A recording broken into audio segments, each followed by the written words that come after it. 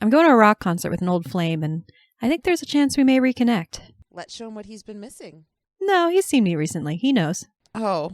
But his wife hasn't seen me in a while, so. Uh-huh. I don't know if you remember when the trailers for this movie came out, but that exchange was in all the trailers. It's so good.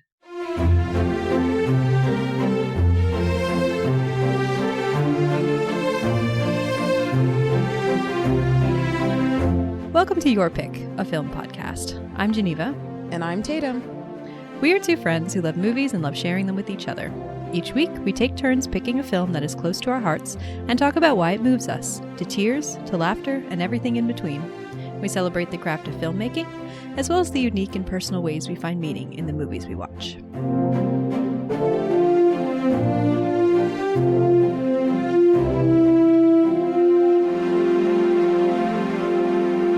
All right, Tatum, welcome back. Good to see you again. Less than 24 hours after we recorded our previous episode. Yeah, I was about to say exactly the same thing. Be proud of us, everybody. We are committed to this podcast. Indeed. Through the cold, through the aches and the pains. To the listener, this is how dedicated we are. We recorded one yesterday and then one today because we don't want to fall off schedule. Alas, but I'm sure this will be the highlight of your day. Yeah. Have you watched anything in the last less than 24 hours that you want to report? Because I have not watched anything. Nothing of note. So, yeah. All right. Well, today on the show. Alrighty then. Yeah, well, let's just dive right into the movie then. Genuinely trying to think if like there's anything content that I can riveting content. Genuinely trying to think if there's anything that I've like watched recently that I didn't talk about, but I don't think so. I have been rewatching with my roommate the Daisy Jones miniseries from earlier this year, which I still maintain as someone who has never read the book, so I can't compare it to that.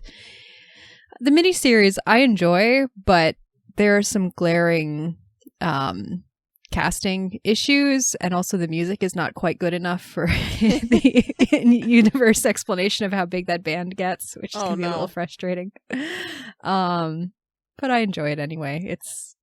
I like stuff from that era, and I don't know. The songs are pretty catchy, even if they're not the best. So anyway, I guess that's the one thing that I can report.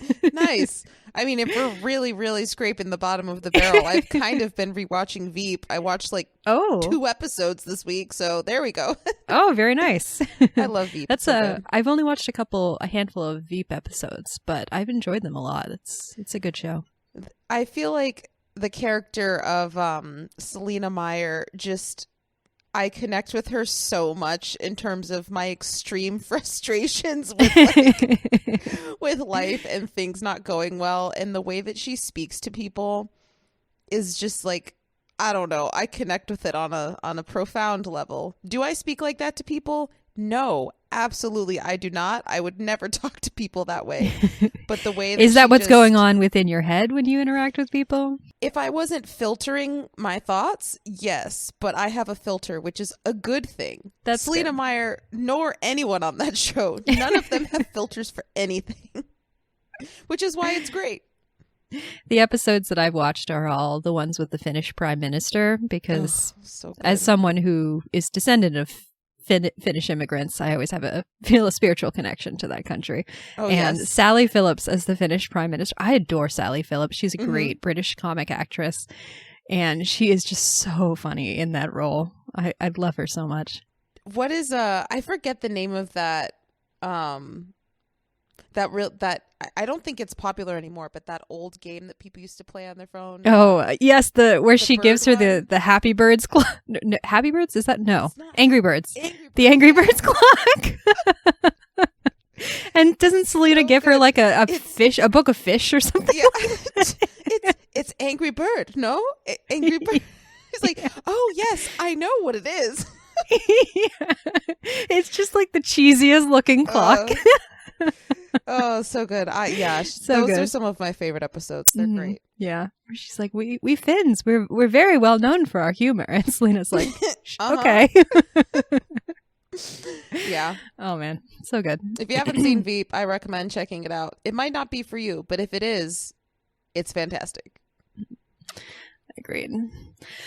All right. Well, now we should probably dive into the film without further ado. I feel like we did an extra long what we were watching segment last episode because of how long, like it had been a little bit longer since we recorded. So yeah, we'll make up for this time. Yeah. All right. So today on the show, we're discussing the 2011 film Young Adult, directed by Jason Reitman, written by Diablo, Cody, and starring Charlize Theron, Patton Oswalt, and Patrick Wilson.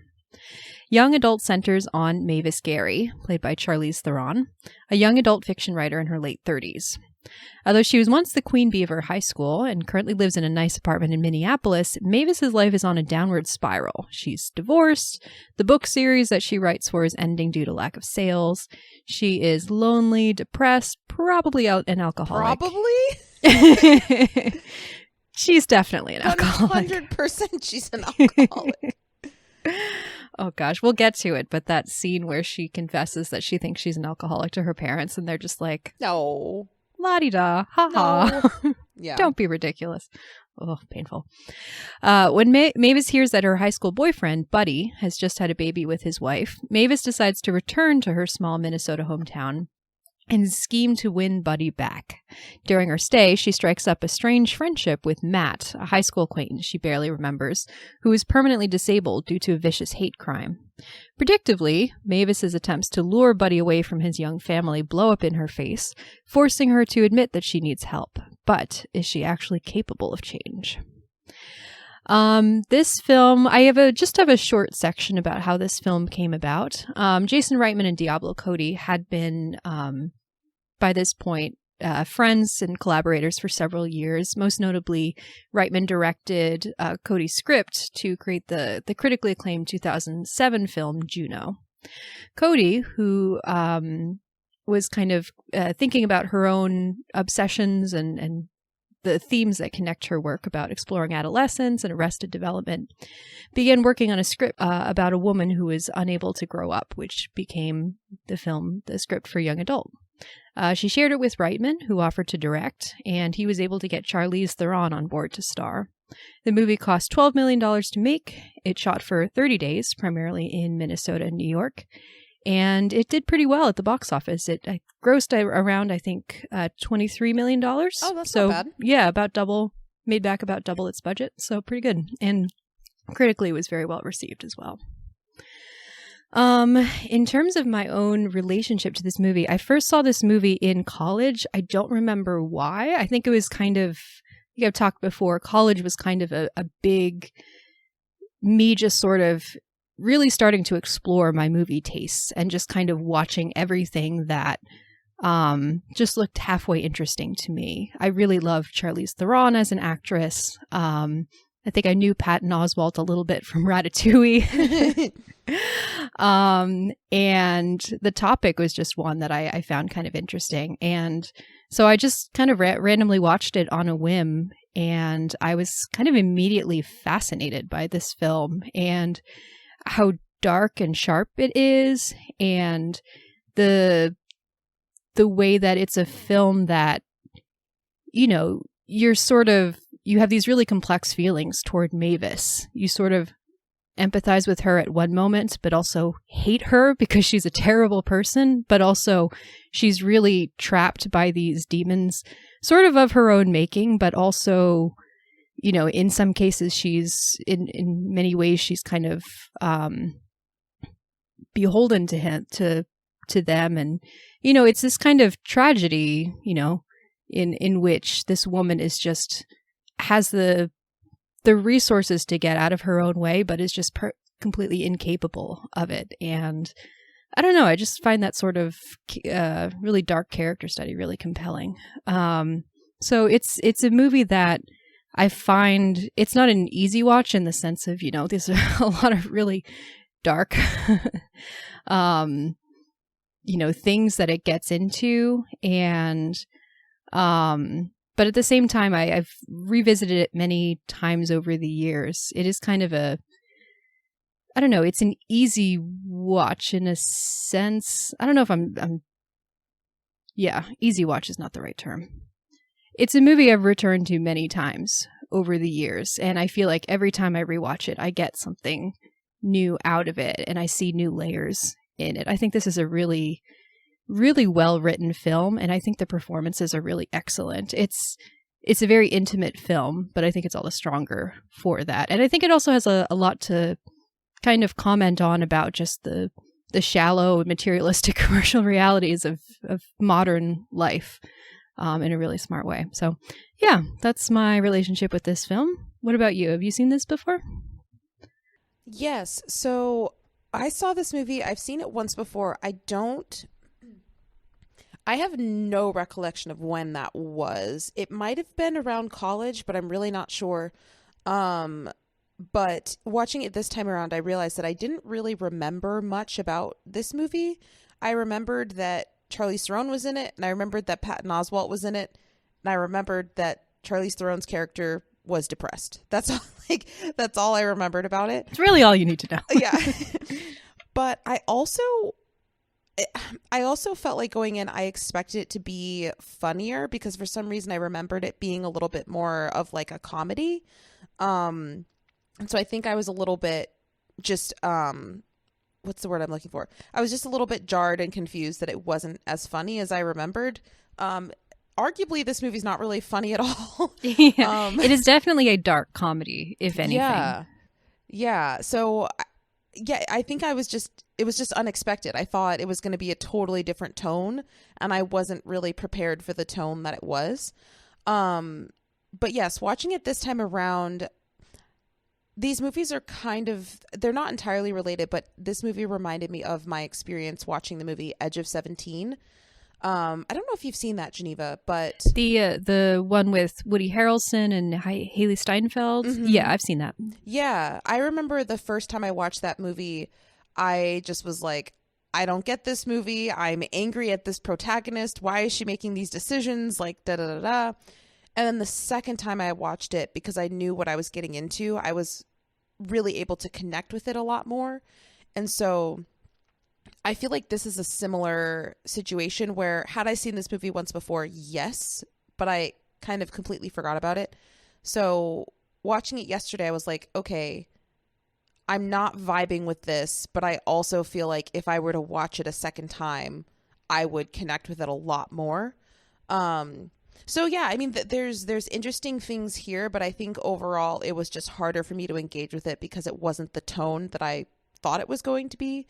I think that Charlize Theron's performance is what carries this movie. I think that if her performance didn't work, this movie would be a disaster. But thankfully, if any role is in Charlize Theron's hands, it's going to be executed very safe, well. Yeah. And I also particularly loved the costumes. Those are kind of the two things that stood out to me in this film that I really, really appreciated. So yeah, I'm interested to talk about it though, because while watching this, I did have the thought of, I really see why this is a movie that would connect with you. And so I'm interested to hear your thoughts in particular. Yeah. This is such a character-driven movie, which is something that I really appreciate about it. And it really does live or die by the performances. Like, I think the script is extremely strong, but it's strong in part because it gives so much opportunity for the actors to play out nuances.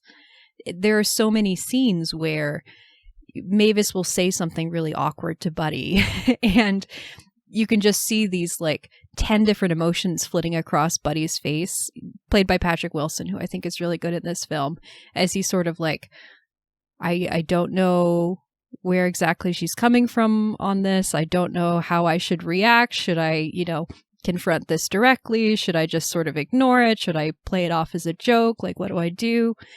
And vice versa. There are so many times when someone will say something and you can just see within Mavis, like all of these different kind of thoughts and reactions going on as she's trying to figure out what to say or do next to get the thing done that she wants to get done. And yeah, I think this is a really strong film for performances. Charlize Theron obviously is, you know, the whole film is centered on her. It lives and dies by her performance, and I think she's incredible. But I think she's supported by a really strong cast as well. I think Patrick Wilson's really good. I think Patton Oswalt is really good. Elizabeth Reesers has a smaller role, but I think she does really well as a sort of like, you know, sweet girl next door who you could see how Mavis is kind of reading into her some more malicious intentions.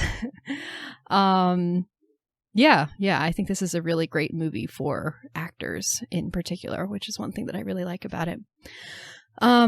Let's kind of go just sort of loosely through the plot, and we can kind of use that as a jumping off point for other things, if there are other things we want to talk about. So we start, basically, there's this whole opening sequence of Mavis's life in Minneapolis, and it's a complete mess. What makes you say that? We see her morning routine, which is basically she has passed out on the bed, face down, with the TV on, playing some sort of reality show. You know, clearly after a night of heavy drinking. She wakes up, she immediately chugs Diet Coke from this giant 2-liter bottle in the fridge, just straight up, which is such a great detail. Just the little shot of her, she has this little tiny dog, and she puts like a packet of food out on the balcony for it to eat, and you just see all these other empty packets that she's not bothered to clean up. It just tells you so much about where her mental state is at the moment. But she, so she's a writer. She's writing this book about this character named Kendall Strickland, who's the like prettiest and most popular girl in her high school, and she's so smart, and everything she does is right, and she just wants everyone to know how pretty and popular she is.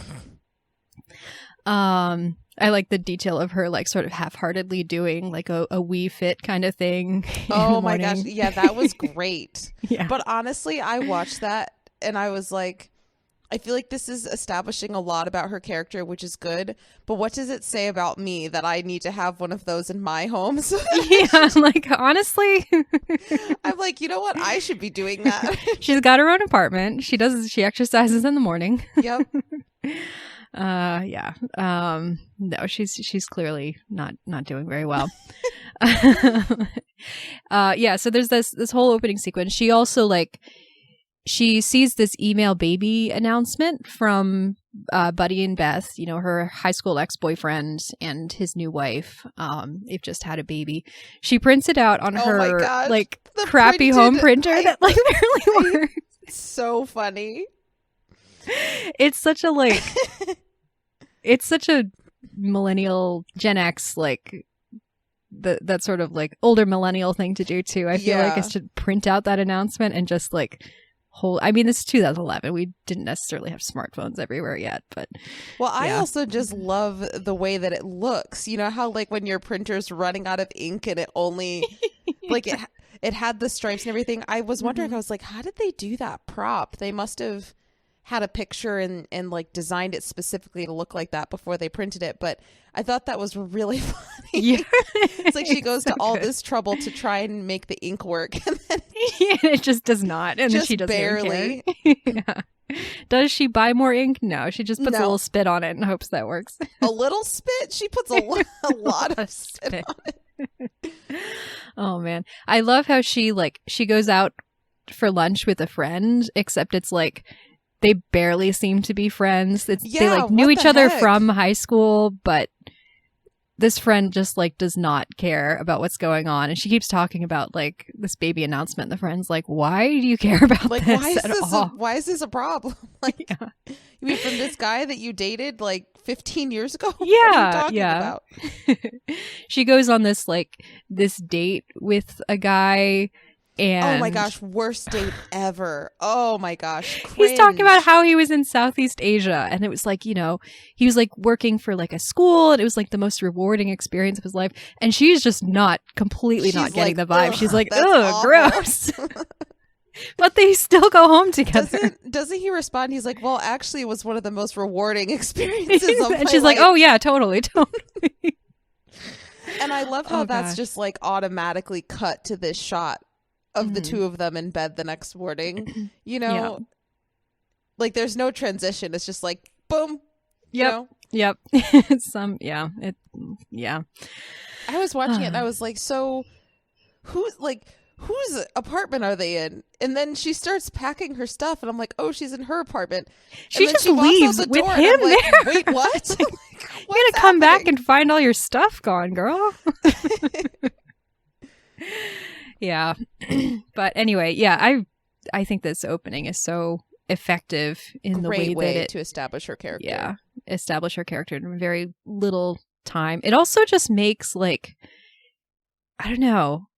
I mean, she lives in this pretty nice looking apartment, but it's somehow the cinematography and the framing just makes it look so, like, the color design, it just all looks so bland and beige, you know, just kind of gray and not interesting, which is such a perfect representation of her mental state at this point. You know, she's clearly very depressed. She's going through the motions of her life without any sort of feeling about it one way or the other, apart from obsessing over this one thing, which is her high school ex-boyfriend's new baby. So weird.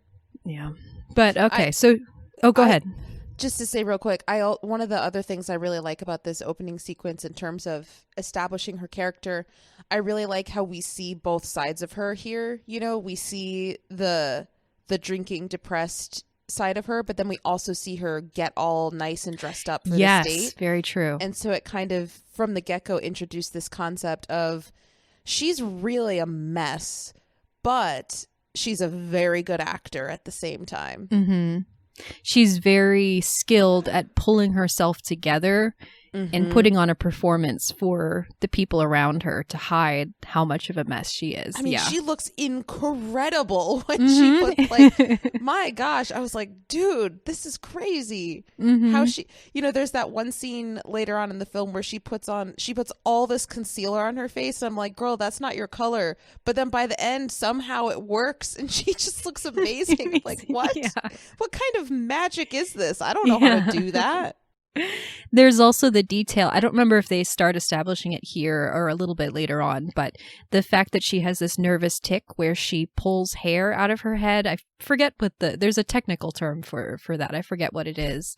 But yeah, it's this kind of, like, you know, another sort of little character detail that indicates that there's all this repressed anxiety that's going on. So she's subconsciously picking at her physical appearance. But then later on, when she's getting ready, you know, for for a particularly big event, she has this massive hairpiece that she puts in. And so it's like all the thinning hair that she has because of this nervous tic, she's able to just conceal with basically no effort. I feel like that hairpiece is another one of those things where she starts to put it on. I'm like, girl, that's not going to look good. But then she somehow styles it. I'm like, how do you do this? Like, this is crazy. It looks so good. It does. Yeah, it does. All right. So Mavis, basically, she wakes up with this guy. She's at kind of this downward, you know, this kind of low point. She sees the baby announcement, the terribly printed baby announcement again. And she just just impulsively gets up, throws all the stuff into her suitcase. I don't think she even bothers to change out of her pajamas. She just leaves the city. And she has this mixtape from Buddy, which starts with this song. Why does she still have that? Why does she still have this? She's listening to this mixtape on a cassette, and it's this one song. I should have looked up what this song is. I meant to do that.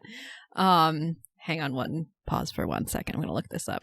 Well, while you look that up, I just want to say I found it to be a really interesting but clever way to kind of establish thematically what this movie is. The fact that, you know, once we start seeing the credits and everything, we have these really close-up, repetitive shots of all of these cassette tapes while this, you know, same song is playing over and over again. And I feel like it really well established this idea of, like, she is stuck in the past because cassette tapes are not a thing anymore, you know, but we have all of these close-up shots of these cassette tapes and it's playing the same song over and over at the same time. And so I feel like she keeps physically rewinding it in order to just listen to this one song over and over, which, by the way, the song is called The Concept by a band called Teenage Fan Club. But yeah, it's like, it's a complete, like the whole opening credits is this cassette tape and this sort of idea of nostalgia of, you know, older technology kind of going back to mentally where you were in high school. Yeah, it's like another version of who she is, you know, this idea of she's stuck in the past just like these cassette tapes are, and she's also trying to relive the same moments and the same experiences over and over again, which is, you know, reflected in the song being played so many times. Oh my gosh. Initially I was like, oh yeah, this is kind of a catchy song, and then after I was like, oh my gosh, make it stop. Yeah. Like, I don't think she even listened to any of the other songs on this mixtape. It's just this one song like 15 times. That's so weird. Yeah. It's not weird. I feel like weird is not a good word to use, but well, she needs to move on. She has this very obsessive, she has this very obsessive personality, this, you know, this fixation, which is definitely born out of the mental illness that she's undergoing. But yeah, she's just fixating on these things that make her take her back to the last time that she felt really happy and put together and on top of the world. She gets to her hometown. She checks into the local hotel, and we have that great exchange where the like cranky teenage clerk is like, "Is that a dog in your bag?" And Mavis is like, "No." And the clerk is like, "You know, we actually do allow small pets with the cleaning deposit." And the Mavis is like, "Good, because I have a small pet in my vehicle." And then the bag just starts like barking and shaking. And then the worker at the hotel, she's just like, "I'll put you down for a pet." Like, yeah. She's like, "I'm not even gonna get into this." Yeah. Whatever is going on there. Mm-hmm. Yeah. How many by the keys way, do you need? 2. And she has this little cutting like, "Are we expecting company?" Ugh, so not an appropriate question to ask. It's so rude. Oh, man. It actually reminded me a little bit of that scene in Bridesmaids when Kristen Wiig's character goes to, she works at this jewelry store, and this girl comes in and they have this interaction between the two of them. Do you know what I'm talking about, Geneva? Have you seen that movie? It's been so long since I've seen Bridesmaids. I can't remember it off the top of my head. Yeah, it's like this ridiculous back and forth where I mean, I don't even remember all the quotes to it, but she's having this argument with like a 15-year-old girl, and she's like, "Oh, I hope." Anyway, I'm not going to go into it because I don't remember the quotes. But anyone I need to rewatch listening to this who's seen Bridesmaids knows what scene I'm talking about. Okay, cool. It's a great scene. I do need to rewatch that movie. I don't think I've seen that movie since college, and I wasn't crazy about it at the time, but I think I would probably like it a lot more now. Yeah, it doesn't necessarily seem like your humor to me, but who knows? Maybe it'd work. Yeah, maybe it'll work better. I've also, we don't really need to talk about this now. I was going to say, I've also often struggled with Kristen Wiig. Yeah, that's not right. that I dislike her, but she's kind of sometimes she works, sometimes she doesn't for me. Okay, yeah. Anyway.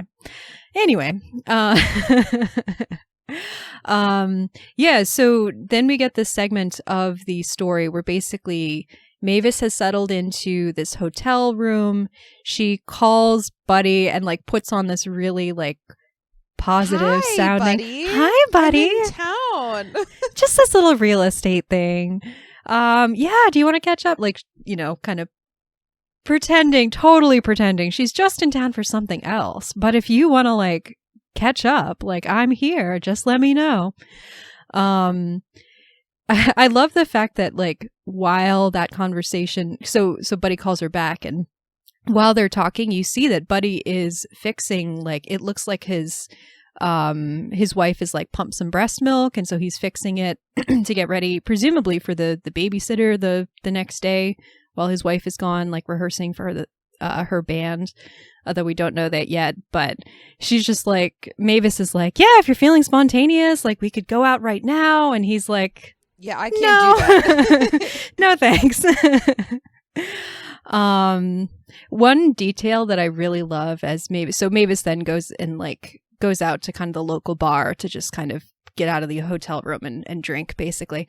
The detail that I love is just her driving through town and looking at all these big chain stores with just this complete disgust on her face. And it just, the way it evokes, you know, small town, suburban life and how completely taken over it is by these big box chain stores, you know, the Kentako Hut that she talks about. There's like a Chili's. Later on, she goes to Macy's. I think the way that they use like real chains throughout this film is really smart and really evocative. You know, it doesn't feel like product placement. It feels very deliberate and very like well chosen. I literally said out loud while watching this, I was like, I hate the Midwest.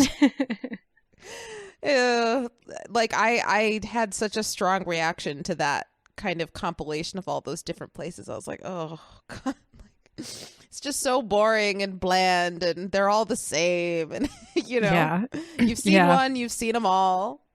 Well, and it like, I don't know, it rewatching this especially, because I tend to think of this movie as like, you know, one of the big themes in it is how deadening the suburbs are and, you know, how taken over it is by corporate interests. And there's just no place for kind of authenticity or anything like that.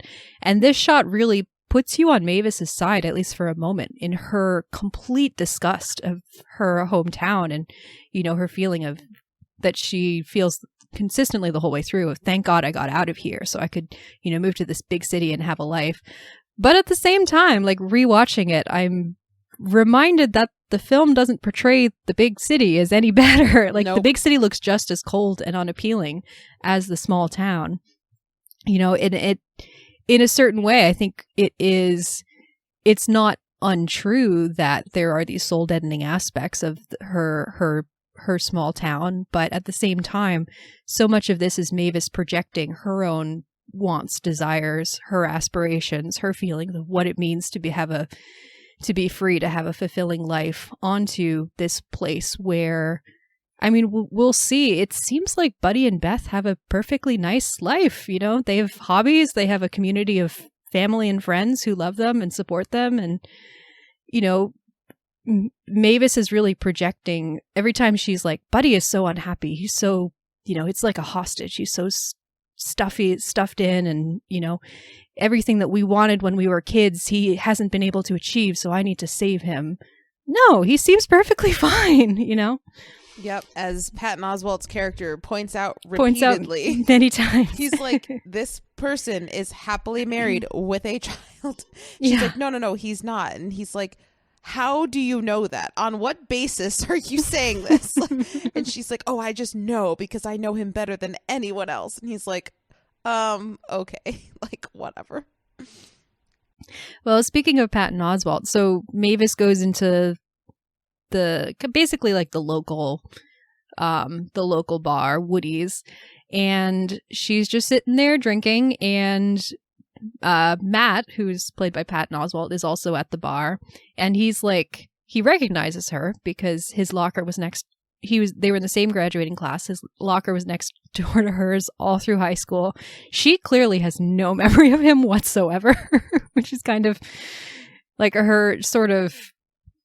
Charlize Theron's performance is so good in the way that she just immediately reverts back to her high school patterns. You know, I think most people who are adults who live in a different place than where they grew up feel this. Whenever you go back, whether it's for a holiday or even just for a few days, you start to feel yourself regressing to your, you know, the self that you were when you last lived at home. And she's never fully escaped it, but, you know, she's sinking back so quickly into it as she's come back. She kind of looks at him like he's an insect. But she realizes that she does know who he is because Matt, when he was in high school, had You're been the the hate victim. crime guy. Yeah, the hate crime guy. I love how she's like she's clearly so smashed by this point, like still functioning, but so drunk, and she's just saying anything. And so she's like, you're the hate crime guy, and he's like, yeah, well, yes. So you're not wrong, but you're not wrong, but like I'm also a human. Yeah.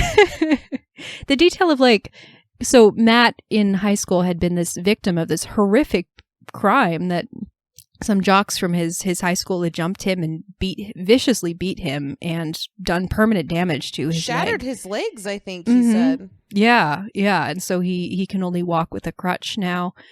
And the fact that it was because they thought he was gay, which he in fact was not, and so he was sort of national news until they realized he wasn't gay, and so technically it wasn't a hate crime, it was just a crime. Is such an interesting detail. But Mavis like is completely smashed, and so she opens up to Matt about why she's actually here, and oh yeah, Buddy and I are meant to be together, and so that's why I'm here. And Matt is just like, what are you talking about? This is, and maybe we can get into this more as we go on, but I think one of my biggest complaints of this movie is I don't really understand the motivation for Matt to continue this relationship with this woman. I understand why it exists for the sake of the movie, but I just don't believe in real life. I'm just like, why are you hanging around this woman? She's clearly a mess. She doesn't really seem to care about you that much. I don't know. It's just weird. And especially, I think this first scene that we have with them after he kind of talks about the crime or whatever that happens, isn't her first response like, does your dick still work or something? It's like, I don't know. That's one of my main qualms with the film. I'm just like, I don't believe this relationship. It just doesn't make sense to me. Interesting. It makes sense to me in the sense that Matt is, you get the sense that Matt idolized Mavis throughout high school. She was the top of the social hierarchy. She was this beautiful, popular person who never noticed him before. And so he has all of these, these repressed feelings that are bubbling back up to the surface. Now, all of a sudden, she's back. She is actually willing to talk to him and hang out with him. And we get the sense that he's not a mess on the level of Mavis, but he's also really depressed, really lonely. He lives at home with his family where he doesn't have a whole lot of privacy. He doesn't seem to have a whole lot of friends. And I think the idea that a beautiful woman who, the last time he knew her basically was on top of the world is willing to hang out with him, do the things that he likes to do, which is just basically drink.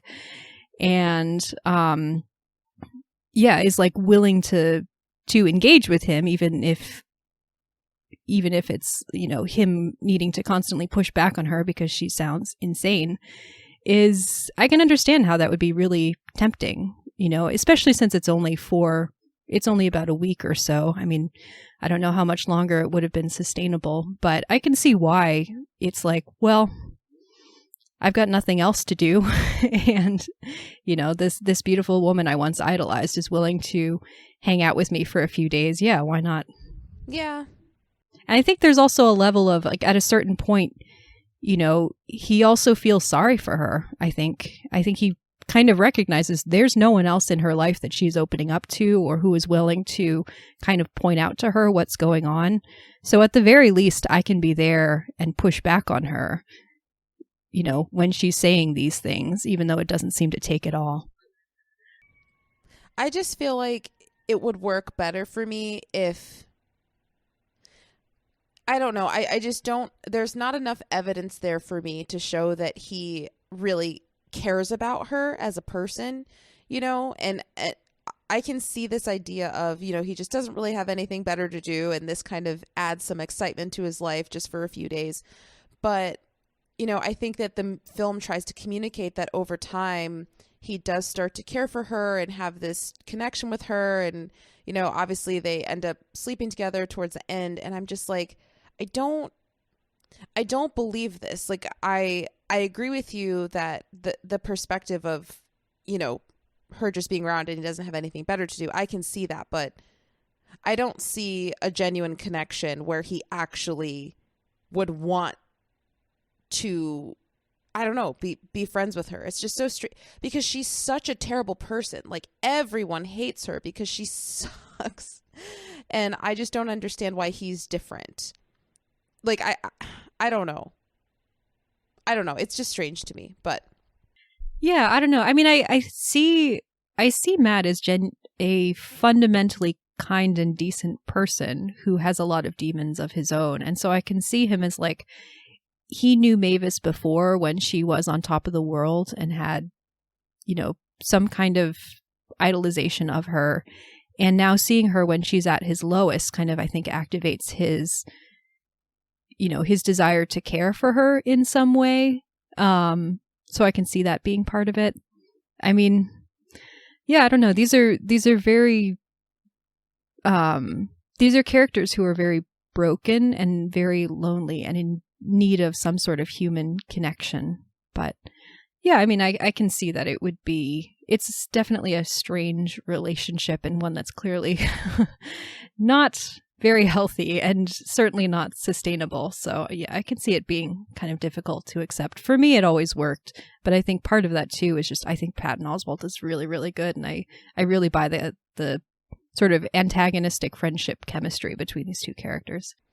Yeah, it could very well be a situation of, again, me just expecting this movie to be something that it's not actually, because like I said, I thought this was going to be a lighter comedy with, like, I remembered there being a romance between the two of them. I don't know what state of mind I was in when I watched this the first time. Well, it's so funny you say that because actually I was reading a couple of interviews with Jason Reitman, the director, and Diablo Cody, and Reitman several times refers to the relationship between them as a romance, which I was like, that's interesting. I don't know that I necessarily agree with that, but that's kind of where he was coming at it from mentally. Yeah, I mean, I could see it, like you were saying, if it's one of those things where it's two unhealthy people that are just kind of making weird decisions all around because they just have their own problems that they're sorting through.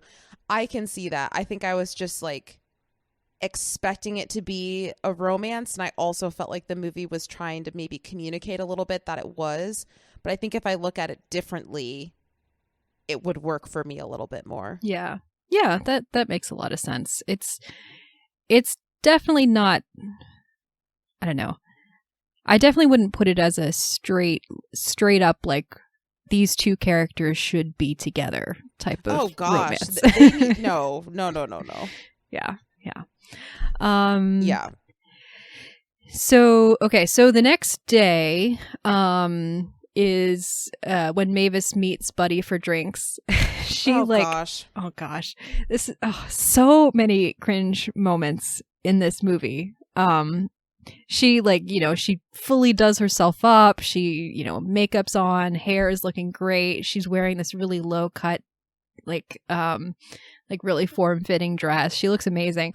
And then she goes to the place that Buddy had suggested, and it's a sports bar where it's just like schlubby middle-aged men like hanging out in the middle of the day and drinking beers, and she's so overdressed. It's like an Applebee's, basically. Yeah. It's like I feel like even to compare it to Buffalo Wild Wings, it's like, no, it's not even at Buffalo Wild Wings' level.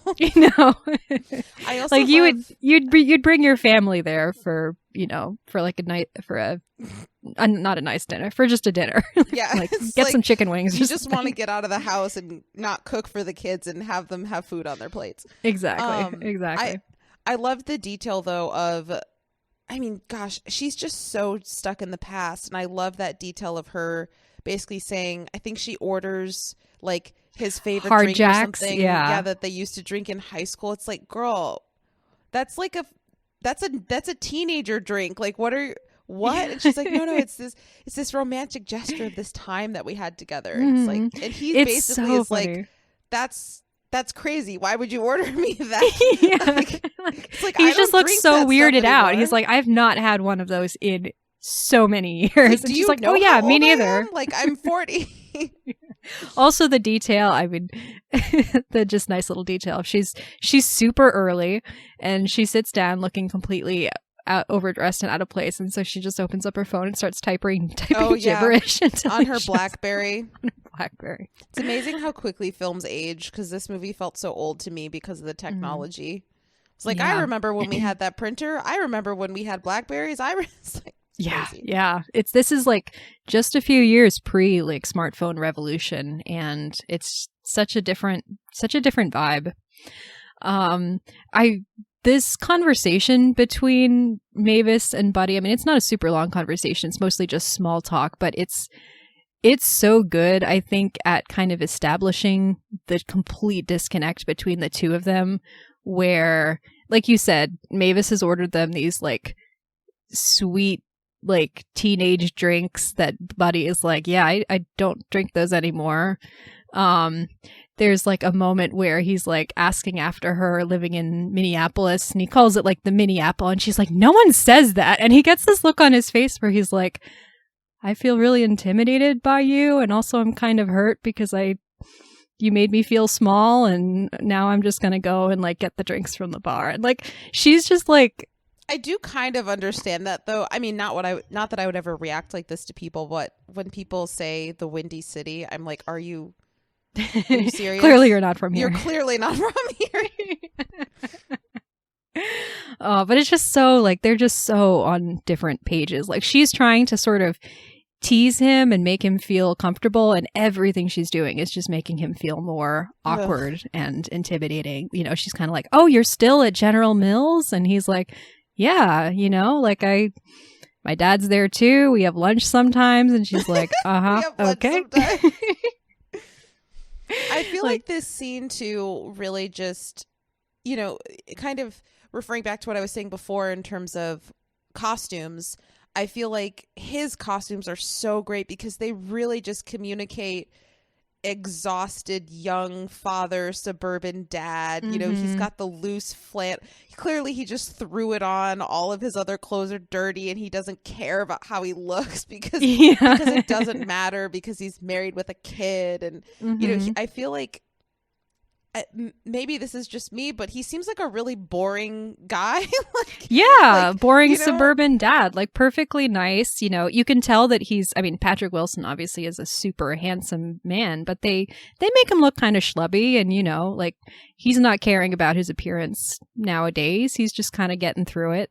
The fact that like one of the things in his life worth mentioning is that he eats lunch with his dad every day. It's like, wow, okay. Yeah. Your life really is, there's not much going on. Yeah. But hey, I've never been a young parent, but I think that's probably pretty normal for young parents. I mean, from my friends who've had babies, like that's basically what that first year is you're just completely in a cocoon of every waking moment. We're just trying to figure out how to keep this child alive for another 5 minutes, you know? Every waking moment, you're just trying to stay awake.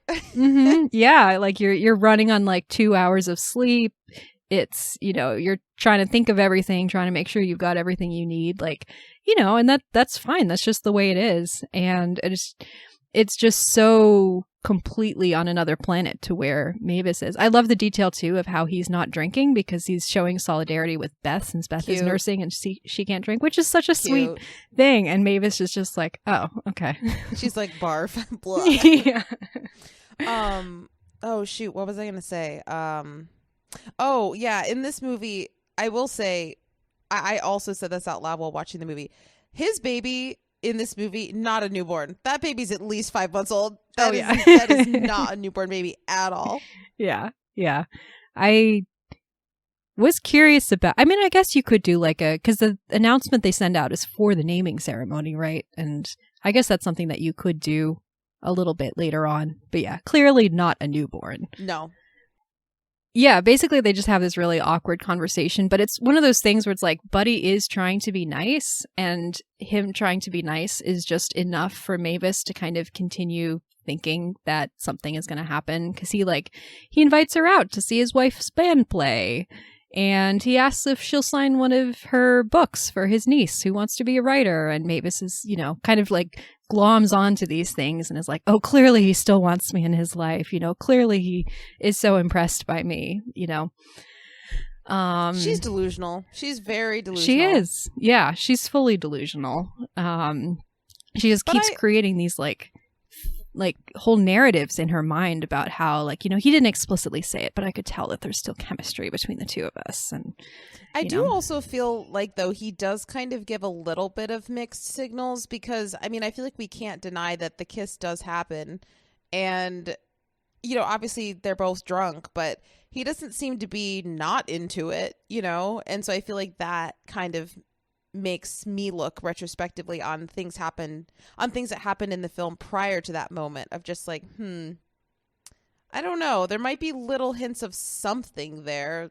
You know, obviously we find out by the end of the film that the naming ceremony, he invites her because his wife basically told him to, because she has pity on her. But I don't know. I wonder if in the beginning there is kind of this little bit of excitement in him that's triggered, that he's not even fully aware of the slightly mixed signals that he's giving. They're not extremely mixed signals, but I do feel like there's a little something there. Like, there's just enough so that she can latch onto it and make it her whole world, you know? Yes. Yeah, exactly. And like, you can understand how kind of confusing and complex this would be for Buddy, where it's like, you know, I'm going on very little sleep. I'm kind of tired and stressed out all the time, emotionally vulnerable. You know, my wife is probably also like, you know, she's just had a baby, and so we're kind of maybe a little sick of the sight of each other.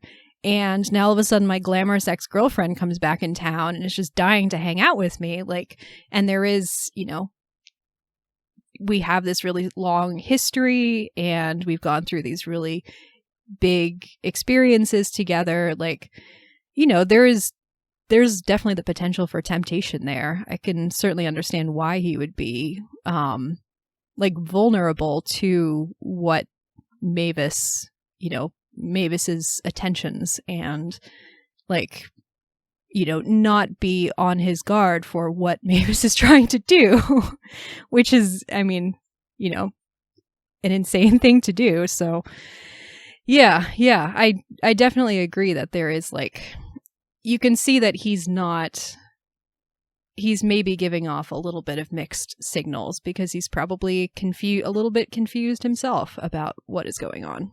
Yeah, because I feel like theoretically, I mean, this is completely hypothetical, but I feel like if I were in his situation and I went to a sports bar with an ex and they were engaging with me that way, I would be like, okay, nice seeing you, and then not interact with her again, or him, her, whoever. And so I feel like the fact that he talks to her at all after that is like, yeah, the fact that he invites her to the band at all, like she's being very obvious with what she wants, and I think he knows that, but he kind of plays with it a little bit. You know? Well, and to be fair, like, I mean, the thing he invites her to is not like, let's go get a drink again. It's come see my wife's band. Like, you know, it's something that's very explicitly including his wife. Like, come over, have dinner with us, with the entire family, and then come see my wife's band play. Like, it probably feels like a fairly safe thing to invite her to, not realizing that she's just going to take any sort of attention and, you know, use it to further her own mental narrative. Right. Yeah. So we also see, so that later that night is when Mavis goes over to Matt's house. She has like this awkward conversation at the door with Matt's sister, who like also idolized Mavis in high school, and is like, oh yeah, I gave you those Rice Krispie treats once. I got your locker combination from the principal and put them in your locker. And Mavis is like, uh-huh. I have no memory of that. What is it with all of these people living in the past? I feel like if I saw someone from high school, I'd be like, oh, hey, this is weird. Okay, bye. You know? Yeah. I would be like, excuse me, you were the popular one. I know. Which, by the way, I feel like in a way, Matt's sister is kind of the villain of this entire movie, my gosh, which we should talk about. We could talk about toward the end. But I have very strong feelings about that scene at the end. Oh gosh, yeah. I'm excited to talk about it because I do too. Which, by the way, just speaking of like high school nostalgia, I don't know, do you have a sense of, what are your thoughts on like, are there people from your high school that you would ever be interested in reconnecting with? Like, would you ever go to a high school reunion? Do you feel like your high school has any impact on your life now? Or I don't know, do you just kind of run away from it all? Because that's basically where I'm at. There's certainly like, you know, friends that I had in high school that I wouldn't, that I still think very fondly of and wouldn't mind reconnecting with briefly. But for the most part, it's like, I'm not as old as Mavis is, but I'm so far away from my high school experience mentally, but clearly she's unable to move on from it. And it seems like so many people from her hometown are in a similar place where they have allowed their high school experience to define the rest of their lives in a certain way. Yeah, I mean, I think I feel like this movie gives the impression that this is kind of a small town. So I feel like that probably changes things too, whereas my high school had like 4,000 students. So yeah, so did mine. That's true. And because it was so big, there wasn't really this clear distinction of the popular people. And it was just kind of like, we're all here and those people are friends with those people and those people are friends with those people type of thing. Yeah, mine was the same.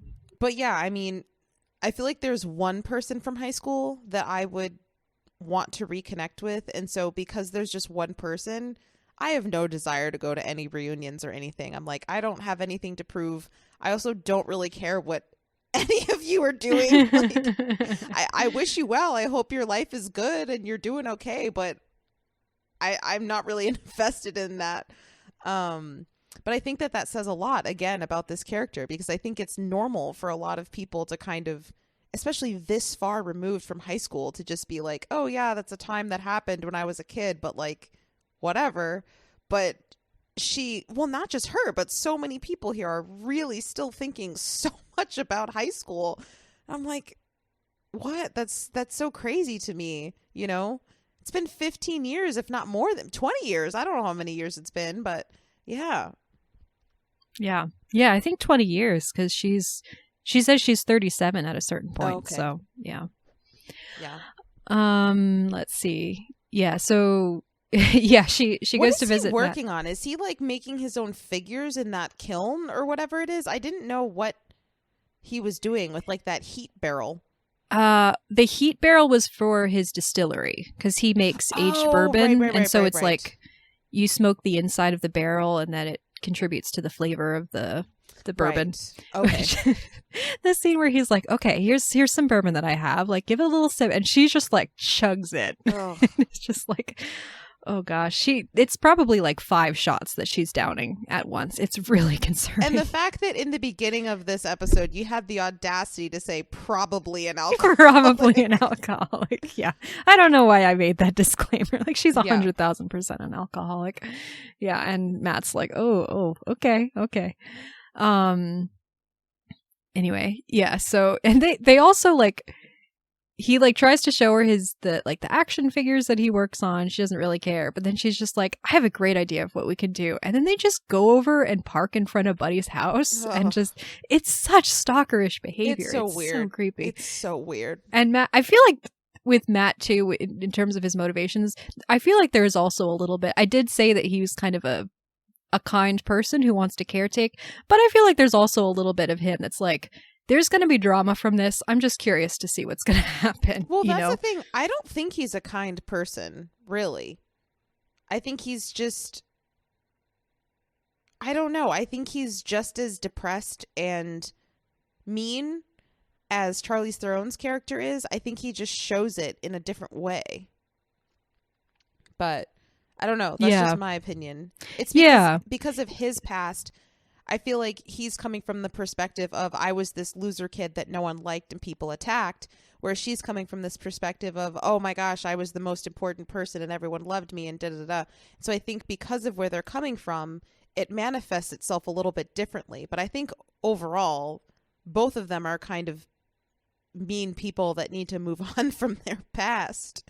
Yeah, that's a really good point. I mean, I think he definitely has more self-awareness and emotional intelligence than Mavis does at this point. And I do think there is something genuine in his kind of, constantly pushing back on her and trying to point out that what she's doing is completely horrible, trying to blow up this poor man's marriage.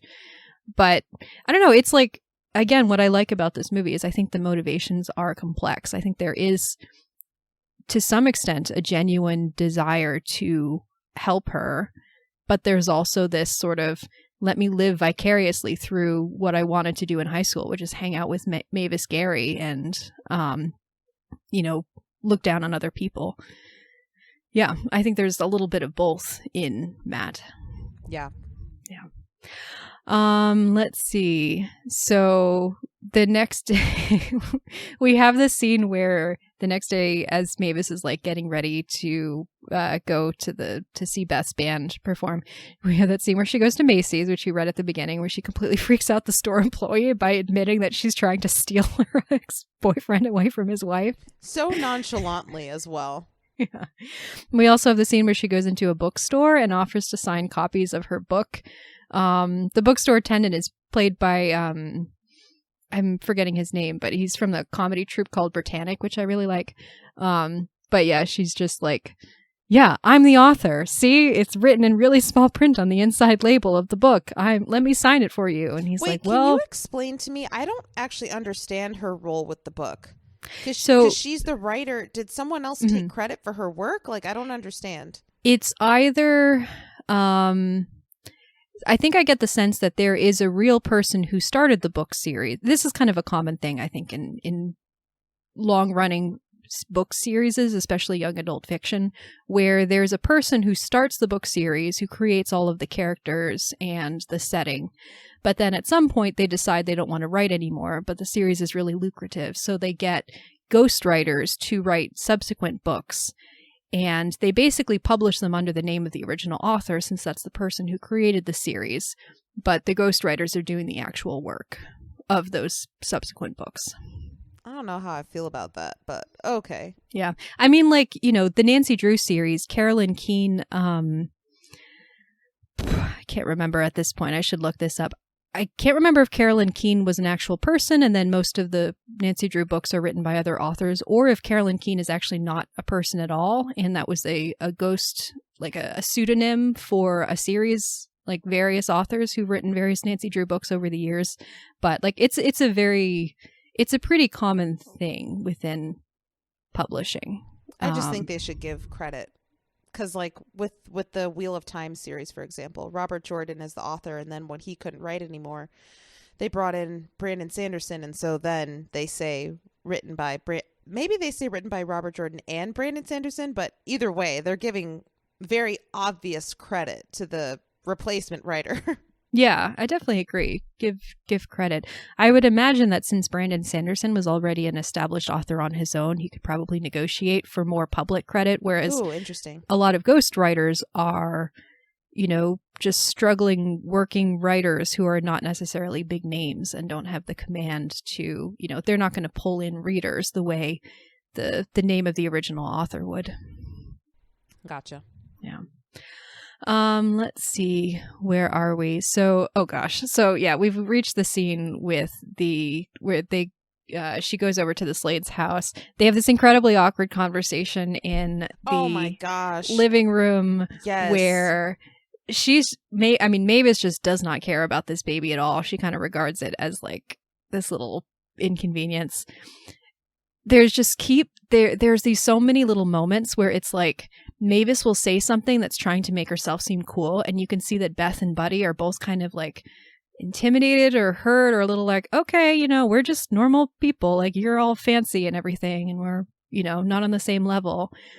But at the same time, that just pushes the two of them together, and then Mavis gets jealous of the intimacy that they clearly have with each other, and it's just this perfect situation of complete awkwardness, and this is never going to work out the way Mavis thought that it would. Well, you can't ignore the part when she takes it to level 100 and she's like, oh yeah, what does she say? I still have some of his still underwear, sleep in some of his shirts and boxers t-shirt. And they're just like, why would you say that? But I'm sorry, I'm just going to call her Esme because I forget her. What's her name? The actress? Her name is Beth. Beth. Okay. Yeah. Wait, that's the character's name or that's the character's name? Okay. I think Beth is the best character in this movie because her response is like so.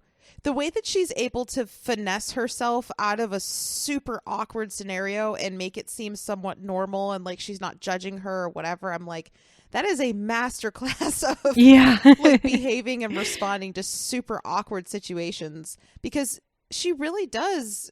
I mean, her response is so sweet, you know, and I feel like in any other circumstance, I'd be like, what the, like, what are you saying? You need to leave. Like, what is happening? But I think that kind of establishing scene with her really makes it believable at the end that she did ask Buddy to ask her, you know, because there is a clear sense that she does have pity for this woman, you know? Yeah. Like the detail of her being a special needs teacher who is helping children to learn how to understand and express their emotions is so good, because, you know, it gives additional reason for the fact that she is the one, apart from Matt, who is most clearly picking up on what a bad place Mavis is in and how lonely and depressed that she is. Even if she's not kind of making explicit mention of it, clearly this is something that she's clocking. Mm-hmm. They go out to the bar so that Beth's band can perform. I love the fact that the band is called Nipple Confusion. I just love the fact that they're like a mom band. I was watching, I was like, life goals. I want to be in an incredibly average band when I'm in my late 30s. That sounds awesome. Again, it's like Mavis is just at every moment judging their lives and like, you know, oh, Buddy was meant for so much more than this. You know, I could do so much better for him. But it's like he has a perfectly nice life. Yeah, he seems to have a really nice relationship with Beth. Beth is like, you know, she's got her own job. She has a fun hobby that she does on the side, which is really cool. And he's got General Mills and he eats lunch with his dad every day. It sounds nice. It sounds perfectly nice. I love how the band is like the perfect level too of like, they're not awful, but they're not very good. Exactly. But like they're in a way where they're like, you know, they're just open and free about it. They're like, yeah, we're just doing this because it's fun. And all the people here are our friends and family who want to support us. And it's a great vibe. I love it. I love it so much. Yep. It's so good. Yeah. And then of course, Mavis is like completely trying to blow everything up by making these creepy remarks to Buddy. And Buddy's like, okay. Just to mention a little bit again about Charlize Theron's performance, I just feel like her looks of hatred in this movie. Oh. I mean, if she were to look at me like that, I would feel like I was stabbed by something. Like it is the strongest look of complete anger. It's almost like a murderous it's like a violent look, and she does it so much in this movie, and I'm like, I'm terrified of you. Like, you're the scariest person I've ever seen in my life.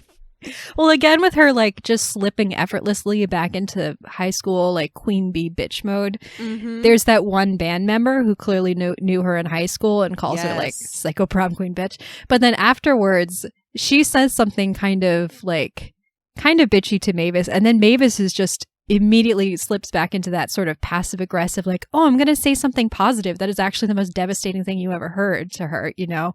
And it's just so effortless, you know, how like you can tell exactly the kind of popular girl she was, where she has that faux friendliness that is actually so cutting, you know? Oh, yeah, totally.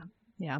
Oh, and we should say too that the first song that the band plays is Beth dedicates it to Buddy, like it's their song, and it's the song that Mavis had been playing earlier. So clearly Buddy played that song for Beth, and now it's their song, and Mavis is just, you can see the devastation on her face of like, I thought that this was our special song, but he just, you know, he shared it with someone else, and now it belongs to them, and it makes her even more insecure than she was before. Mm-hmm. Yep. Sounds like she needs to grow up and get over it, but I mean, yep. I think that's the overall overall message of this movie. So after the performance, like Buddy's really tipsy. Like, I mean, probably partly because Mavis had been feeding him shots. And he needs to go home and like relieve the babysitter, but Beth wants to stay out with her friends a bit. And so Mavis offers to drive him home, and on the doorstep, like, you know, in the front yard, she like is kind of talking to him about like, yeah, I can see what a good man you are. You love your daughter and everything. And then they end up kissing, but then the babysitter interrupts, which I was like, did the babysitter see? Because it seems like the babysitter saw. He definitely saw, because when she goes to the naming party or whatever it is later on, the babysitter's there, and he's like with two other people, and they're both staring at her, clearly talking about what he saw. I fully did not even realize that. That's a really good catch. Mm-hmm. Oh, he definitely saw. Okay. Yeah. Yeah. What is your interpretation of that scene? Because you said earlier that it seemed like Buddy was kind of into it, which I don't know. It's so hard to tell. It's so hard to like, he is clearly really drunk. And so he just sort of like goes with it, and then once it ends, he just kind of like walks off like nothing happened, and he never refers to it again. Like, it's hard to even know how much of it he remembers the next day. But yeah, again, with like the sort of enough mixed signals are being sent that you can see why it further fuels her delusions. Yeah, I think he was into it. I don't think it's something where he is like, I'm unhappy with my life and unhappy with my marriage and this woman is better. And I don't think it's one of those things. I think it's more so, you know, my life has been the same thing for a long time. I'm really exhausted, you know, whatever. And you're right here, right now. And I'm kind of drunk and you're exciting to me. So let's do it. So in that sense, I do think he's into it. I do think it's something that he wants in that moment. But I think obviously afterwards we see that he just, it's almost like it was so insignificant to him that he doesn't even need to talk about it and bring it up, as if like, that was a mistake. We can't do that ever again. Like, it was just such a inconsequential thing almost, that he's just like, like, it's not even worth mentioning. So I think it is something where in the moment he is into it because it does appeal to a certain part of him. But at the same time, that part of him is very small. So, yeah. Yeah. I think that's correct. That if he wasn't into it at all, he would have kind of leaned back and been like, whoa, wait, you know, what are you doing? And he doesn't ask, what are you doing, really, until the end, when she legitimately confronts him and he's like, whoa, whoa, whoa, whoa. Yeah. So, yeah. Yeah. I think that's correct. And then clearly, like, his reaction, his processing of it the next day is like, it's not a good idea for us to see each other anymore. Like, maybe he's kind of generously thinking, well, we were both drunk. Like, neither of us knew what we were doing or something like that. But it's not a good idea for us to spend more time together, because Beth then has to be the one to force him to invite Mavis to the naming ceremony. Like, he at that point did not want to do that. Mm-hmm. So, yeah. Yeah, totally. Let's see. This is the point where like, that's like Mavis afterwards go out drinking with Matt again, and afterwards she, rather than taking a taxi home, which she had done before, she drives home drunk and like completely smashes the front of her car. Have they gone to the forest yet at this point? Not yet. Okay. No, gotcha. I think that's the next night. Yeah. Okay. Yeah, they're kind of like, she's definitely escalating as, you know, the more she hangs out with Matt. Let's see. Oh, the next day is so Buddy calls and he invites her to this naming ceremony that they're having, that he and Beth are having for their daughter.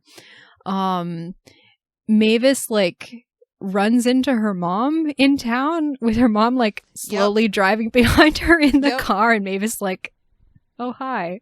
Yep. Which, like, you honestly, relatable. I'm sorry, but relatable. I mean, just the fact that she was in town for this long and never once reached out to her parents to let them know that she was around. They had to find out from someone else, is so telling. I love the moment where her mom is like talking to her about how, oh yeah, we heard you're in town for this real estate thing. You know, your Aunt Lena's kind of hurt that you didn't use her as the broker. Well, they also don't seem to really know anything about her life, because they're like, how are the books going? You know, like, clearly they haven't caught up with her work. They haven't read them. They don't really know that that the series is kind ending. of, Yeah. they still have her wedding photo up on the hall, even though she's been divorced for like a couple of years by this point. And I think her mom explicitly tells her at some point, like, I haven't seen you in years, Mm-hmm. Yeah. Yeah. Like they don't speak very much. There's that moment, that devastating moment where Mavis just fully says, like, I think I might be an alcoholic. And her parents just completely like, oh, ha, ha, ha, ha. Let's talk about something else. Like immediately changing the subject. You can tell so much about their, the privilege of her upbringing, but also her parents' complete emotional unavailability to her. It really helps contextualize why she is the way that she is. Yeah, totally. Yeah. Yeah, there's also that moment where she's like, oh yeah, I've been seeing a lot of Buddy, and it's so funny, like our first instincts are often so right, and the universe is always going to make sure that you end up with who you're meant to end up with. And her mom is just like, she looks a little nervous, but she's also like, oh yeah, and also he has that child, and it's so cute. I love how her comeback to that is almost always like, yeah, but a child, like, that's just an obstacle. It's okay. Everybody has baggage. Everyone has baggage, yeah. I love where the mom's like, oh yeah, and his child is so darling. And Mavis is like, have you seen it? Up close? Mm-hmm. Oh man. Let's see. I think this is the point where Mavis and Matt go drinking in the woods, and I think at this point, Matt is pretty close to being done with her. Like, she just keeps going on and on about how Buddy is going to, he's just going to fall in love with her again, and we're going to run away together. And Matt is like, you're insane. You're insane. You're insane. You need help. You need help. Yeah. Mavis is like pushing back on him and being like, well, you're also doing nothing with your life. You're using your past as an excuse to never move on. And Matt's just like, you have no idea, like, what it's been like to live in my shoes and like what has happened to me. And yeah, it's kind of like they're both living in the past, but it's this comparison of who's more justified in living in the past, kind of like comparing traumas. Mm-hmm. And it's like, well, pretty sure he's got you beat. Like, yeah, like, do you both need to move on with your lives in certain ways? Yes, but I have more empathy for him being stuck in the past than for her, Certainly. Yeah, certainly. Let's see. I really love the after this, Mavis goes to the Kintako hut and she just orders this absolutely insane amount of food. So much food.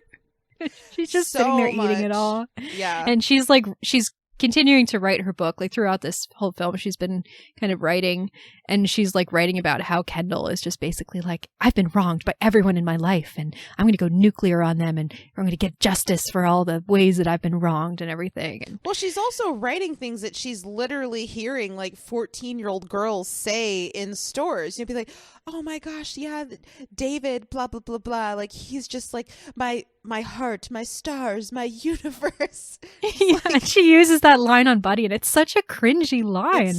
But it's so representative of where she's so at. Teenage. The fact that she connects so much with these 14-year-old girls. It's not even that she connects with them so much that she's writing her book about them. She's literally saying them in her actual life.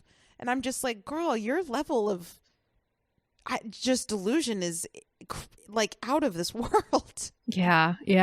And I mean, like, the symbolism of, she is using all of her high school experiences to write this book about who she thinks she was in high school.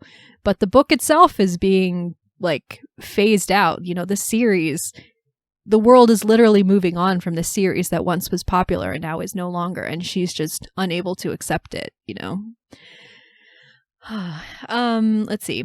Okay. So now we get to the naming ceremony scene. Oh boy, this scene. I love the way, again, with the complimenting the costumes, the way that she dresses for this being so different from everything that she's worn before. She's wearing this really like strategically conservative sort of waspy business casual type outfit with the cardigan and the pearls, and her hair is up in a French twist. And it feels like a sexy library, like a sexy librarian who's going to show up and all of a sudden they're a stripper and they start like that's their character, you know, and then they start it's like, oh, okay, cool. Yeah, it's like the stereotype of the... It feels like she's playing a character, you know? Mm-hmm. Oh, 100%. Yeah, like all the outfits that we see her put on for these different interactions that she's going to have with Buddy, like each time it is so intentional and so, you know, it's so much her putting on this particular front, you know, the like cool rock star girlfriend, loving girlfriend versus like the, you know, the sort of conservative, looks great for the mom loves her kind of, you know. This movie really should have been nominated for best costumes. I really think the costume design in this movie is great. Yeah, it's excellent. I love how when she gets to the ceremony, she kind of makes a beeline for Buddy's mom to be like, remember how your mom loved me? Like, and clearly they all hate her. Yeah. Oh gosh. And I feel like you get the sense that because of the relationship between Buddy and Beth, I get the sense that he actually told her about the kiss and told her about what happened. And so because of that, you know, his mom is kind of looking cautiously at her, and everyone's kind of studying where she's at in relationship to him and when they go up the stairs. And it feels like it's a conversation that he's had where he's been like, hey, this happened. FYI. This is the dynamic. Like, she's not in a good place and da-da-da-da-da. So it's more so we need to be nice to her. Yeah, like people aren't looking out for Buddy in terms of like, oh man, look at him, he's going to go cheat and blah, blah, blah. It's more so like, okay, you know, she's taking him upstairs and what's going to, you know, that sort of thing. There's just a lot of pity towards her going on in this scene, I think. Yeah, agreed.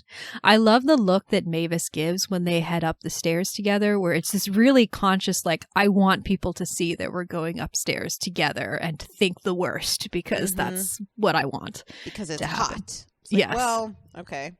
Gosh. Yeah, so she gets him alone in a room. She basically tells him like everything that she's thinking. Like, oh, we're meant to be together. You're my sun, my moon, my stars, my everything. She tries to kiss him and he's just like, what are you talking about? Like, no. Like, and I love that his reaction, the thing that he says to her is, you're better than this, which is such a perfect thing for him to say in that, like, I mean, as an audience member, I'm like, no, she's not. But I can see why his perspective, you know, this whole movie, it's like, you know, this is my cool ex-girlfriend who got away to the big city. We're all a little bit in awe of her, you know, us small town hicks, where like we idolize this person who was able to move to the big city. And it's like he's disappointed in her for not living up to this image that he has of her. And he, you know, you can see again why she is drawn to him, because he validates this image she has of herself, of I'm the person who's condescending to come back to the town and grace it with my presence. And so in this moment, he's like, he's sort of encouraging her to be better, but also kind of validating the way that she's been thinking about herself this whole time. Mm-hmm. Yeah. Let's see. So after Mavis has been like completely humiliated by Buddy's rejection, Buddy, like, he tells her to leave, but she doesn't leave. She just kind of like immediately beelines for whiskey. For alcohol? Yep. For alcohol, yep. And Buddy like gets everyone outside because he's going to give Beth her gift, which is a drum set, which is so sweet. Like, it's so sweet. But the timing of it is so bad.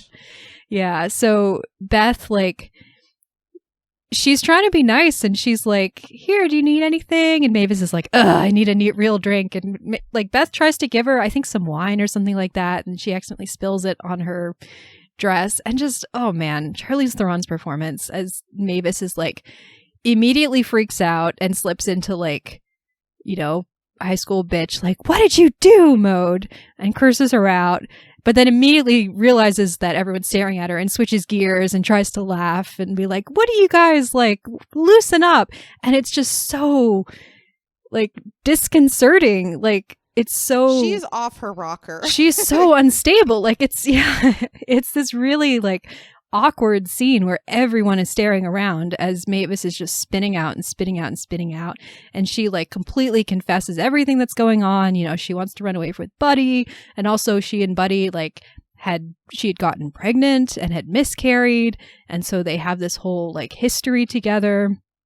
And then like Buddy brings out the gift and is like, la ta-da! And everyone's like, oh gosh, it's so incredibly awkward. It's a great gift though. It is a great gift. It's really sweet. What do you have any thoughts on like that revelation that Mavis had gotten pregnant by Buddy and then miscarried, and kind of, you know, how that sort of influenced the way that she's been acting, or like, you know, why she is fixating on Buddy at this particular moment? Well, I feel like the fact that all of this is triggered by the fact that she gets an email about a baby being born from her ex-boyfriend, I definitely feel like I feel like before this baby or Buddy's kid even comes into the picture, there is this feeling that she has of, my life sucks. I wish it could be better. I peaked in high school. I want to go back to that time. I think she already has that mentality. And so when she sees that he's had a baby with someone else, she really latches onto that of like, if that's all that he needed in order to stay with somebody, then why aren't we together? And that's what kind of makes her really, really spiral and attach her identity crisis a lot more to not just her high school experience, but to this relationship in particular. And so, you know, we see in that confrontation scene basically where she's saying, you know, this could have been me. Not only could it have been me, it should have been me. Like I had an opportunity to have a child and then there was a miscarriage and da-da-da-da-da. But I don't know. I think it makes me empathize with her a little bit more because it makes her seem more human to me. She's not just this fake made up person who's terrible. It's like, no, she's terrible, but also she, you know, she has her reasons. Not to like justify her behavior, because she needs help and she needs to go to therapy and she needs to go to a rehab center for alcohol.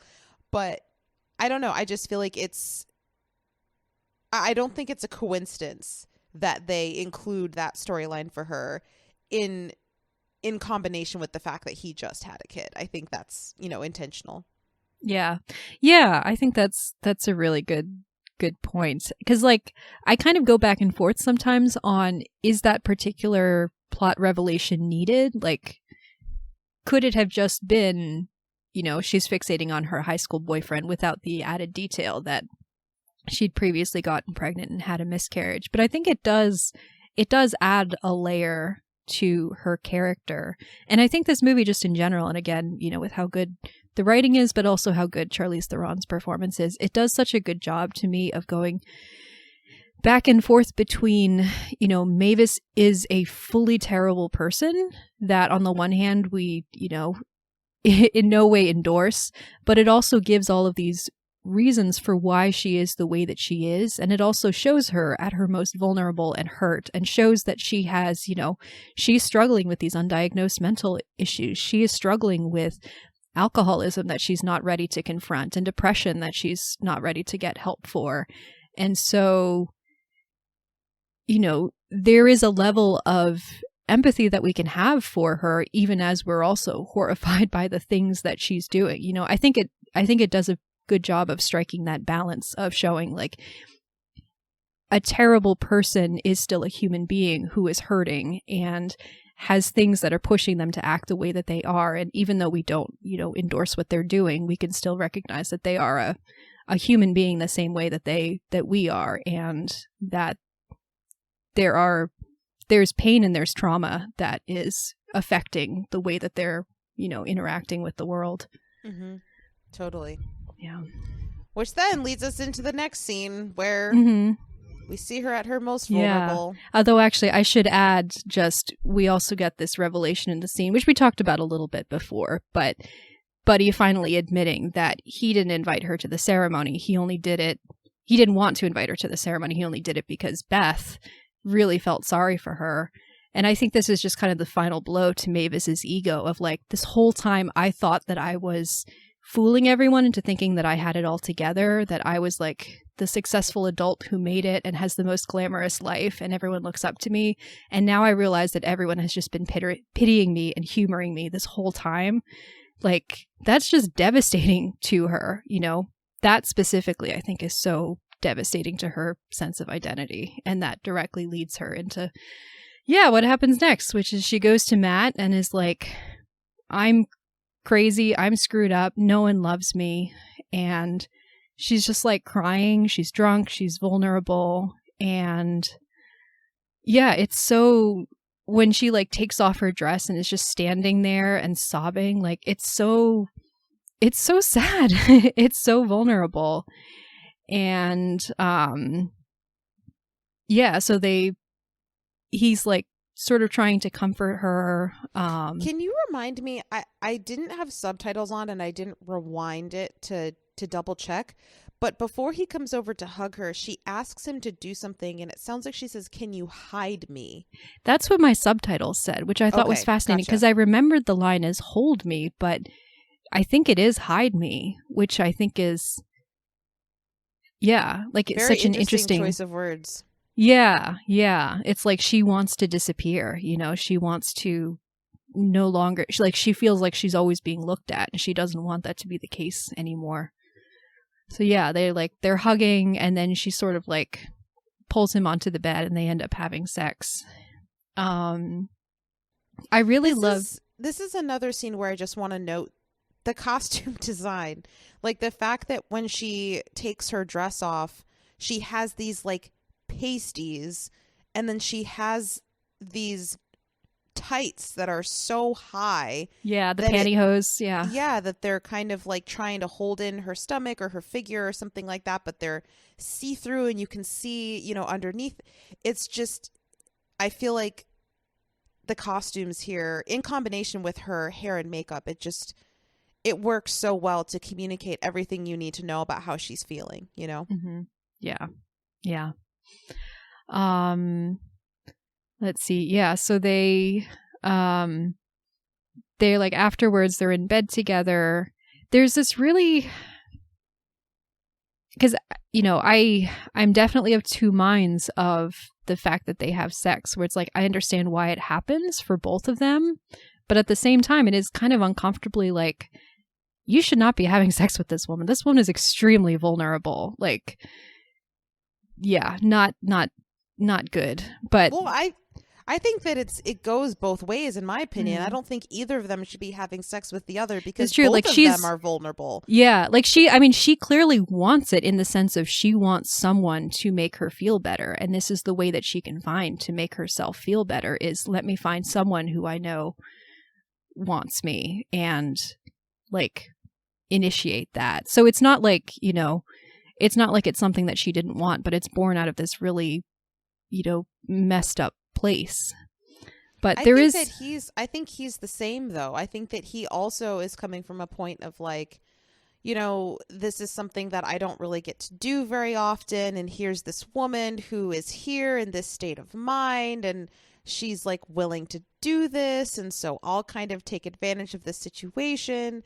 And so I don't know. I feel like I said before, I think both of them are not really good people. They're both kind of using each other in a way to make themselves feel better. Yeah. So I don't know. I see this kind of, I think they are both in very vulnerable places where they are not of sound mind to be making these decisions. But at the same time, I think they're both manipulating each other. And I also think they both know that they're manipulating each other. So it's like, it's a consensual, messed up, interaction that they both know they shouldn't be having. But like, because it's not something where, you know, I feel like if it was a romantic thing, it would be something where they wake up the next morning and she sneaks out of bed and he's like, wait, where are you going? You know, it's just kind of like, okay, I'm going to go now. And he's like, cool, I'm not going to wake up. Like, you know, it's fine. You can go. But yeah, I don't know. I really didn't like that scene. And maybe again, it's because I remembered this movie being a romance and I was watching this and I was like, this is a terrible decision for him. This is a terrible decision for her. I hate this for both of you. Like, why is this happening? Although, actually, I will say, I mean, yes, I agree. And I really like that interpretation. I do really love the scene that they have together afterwards in bed where... So Matt asks Mavis, like, why Buddy? Like, why is he the one that you keep going after? And she keeps saying that he's a kind man. And... he's like, are men normally unkind to you? Like this kind of a revelation. And I like this moment. She goes like, Buddy knew me when I was at my best. And then Matt tells her, you weren't at your best then. And then he says, he has the story about how she had this mirror in her locker and he just remembers that she looked in that mirror way more than she ever looked at him. And that was when he was at his best. And I don't know. I find it to be this really sort of sweet moment of understanding of like, you know, him kind of gently reminding her of this idealized image that you have in your mind about who you were in high school, that was your peak moment. That wasn't your peak moment because you weren't a kind person then. You weren't a good person then, you know? And like, he's not really saying it, but I feel like it kind of offers this opportunity of like, now you're seeing me in a way that you never did before. And that's a way in which you are better than you were then. Yeah. I really, really like that little exchange between the two of them. Yeah, I think it's a good exchange as well. Yeah. But yeah, so the next morning, Mavis wakes up, Matt's still asleep. I hate this so incredibly much, and I did not remember this aspect of the movie at all. And this whole scene, I was like, this is when I was like, so what is this movie trying to say? Like, I don't understand because anyway, we can get into it. But I really hate this scene a lot. Yeah. This scene to me, we'll get into it, but to me, this scene is the thing that elevates this movie for me from very good to great. Like, I think this scene is just absolutely the perfect, like the only way that this movie could have ended. Anyway, so yeah, Mavis wakes up the next morning. She's basically in the exact same position that she was at the beginning of the film when she decides to head to Mercury, where she wakes up with the guy. He's still asleep. His arm is over her, and she just kind of pushes the arm off of her and gets out and leaves, you know, kind of going full circle. But she goes upstairs and she finds Matt's sister, Sandra, the one who'd baked her the Rice Krispie treats in high school, who's like getting ready for work. And she has this whole conversation with Sandra. And I love how it starts out with Mavis, I don't know, maybe like testing the waters with Sandra a little bit to see kind of maybe testing her own power, where she brings up Beth, you know, Buddy's wife, and is like, what do you think of her? And then she has this look on her face like, we don't like Beth. And then Sandra's like, yeah, we don't like Beth. We don't like her. She's not good. And also you're way prettier than her. Like, it's such high school behavior. But then Mavis like kind of opens up about everything that's been going on with her and is like, I have a lot of problems. I don't know how to be happy. I feel like I'm out of step with everyone else because it seems like everyone else like understands how to be an adult and how to grow up and how to be fulfilled. And I just don't know how, you know, these things that seem so simple for everyone else are so difficult for me. But then Sandra, Sandra's like, listen, everyone doesn't feel fulfilled. You have everything that you need. Like, I don't understand why you're not. And Mavis is like, well, I think I need to change. And Sandra, again, this is the moment that for me, like, really elevates this movie into like dark comedy perfection. Sandra's like, no, you don't need to change. Everyone in this town is bad. They're all fat and they're dumb and they couldn't do the things that you do with your glamorous life. They don't care what happens to themselves. Like, they don't care about living a better life because it doesn't matter what happens to them. Like, basically everyone here is beneath you. And Mavis's response is, thank you. I needed that. This place blows. I'm just going to go back to the city. And oh gosh. And she turns to leave and Sandra's like, wait, take me with you. And Mavis is like, no, Sandra, I think you're good here. Yep. It's, oh gosh.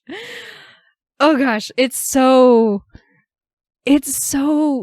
perfectly written, because it's like, there is this one moment where Mavis has the opportunity to change, to be better. She finally has this moment of self-revelation, and being back in this town and with someone who is similarly still stuck in these high school patterns of hierarchy and idealizing her, and the sort of like small town, big city, binary thinking, just immediately sets her back into the way that she was before. And the cycle just continues. And Mavis is never going to change. She's just, any opportunity she had to change is just completely blown up by the way that Sandra reacts to her. And it's just so tragic.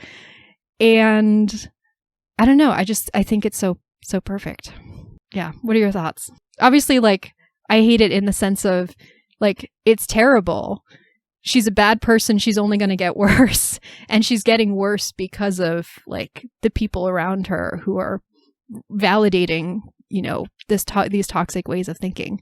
But I think it's just so perfect for the movie in, like, crystallizing, why these ways of thinking are so toxic and reinforcing and, creating this unending cycle. I agree with you. I think that this is just another circumstance where I would need to watch this movie again, because, again, I went into this thinking it's going to be comedy, romance, moving towards a happy ending. Nope. And not a happy ending. This ending was not at all what I wanted for this character. And the fact that she was so heavily influenced by this. I mean, this girl, the way that she's talking, she sounds like she's 11. Like, she sounds like she's so young. And the fact that she's so influenced by these incredibly, like, this woman who's talking to her doesn't know anything about her, doesn't know anything about her life. She's just she's projecting her own desires onto Charlize Theron's character, because she's never left where she's been. She doesn't know what she's talking about. And the fact that she just absorbs that information, and you kind of see the logic seeping out of her eyes the more she listens, of just like, oh, yeah, you're right. My life is really great. Like, it is. Yeah, I'm going to go back. And I'm just like, girl, do you remember what happened when you were there? Like, you're lying on your couch every day, waking up. You could barely take care of your dog. Like, I don't understand. I don't know. It was not the ending that I expected. It was not the ending that I wanted. It made me very mad. I just was like, especially after that sex scene too, which I also just didn't like. It just made me mad. I feel like this is a similar scenario or a similar sentiment that you have with Breaking Bad, where you're like, he's just like, the character of Walter White is just so nasty and so irredeemable that I can't move past it, regardless of how brilliant everything else is about that show. And for this, I'm like, I can't, she's just the worst.